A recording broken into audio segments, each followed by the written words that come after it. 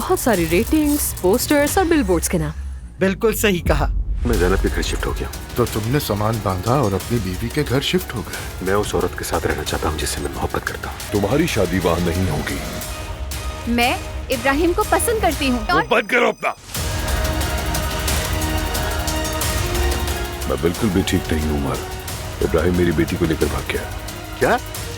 ढूंढो अपने बेटे को, क्योंकि अगर मैंने उसे ढूंढ लिया तो ये ठीक नहीं होगा।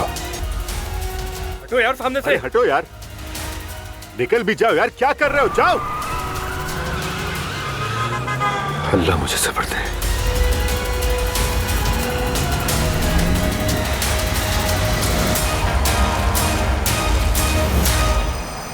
पहले तो आप मुझे कॉफी या किसी और चीज की पेशकश कर देते थे, पर लगता है अब खत्म हो गया किसी डर की वजह से। बिल्कुल खत्म नहीं हुआ। आइए। मैंने आपसे कहा कि मैं शादी कर रही हूँ, आपने फिर भी मरियम साहिबा से कहा कि आप मीटिंग में हैं। अगर आज आप मेरे पास आते, कहते कि आप तलाक दे रहे हो उसे, तो क्या मैं आपको एक्सेप्ट न करती? एलिफ,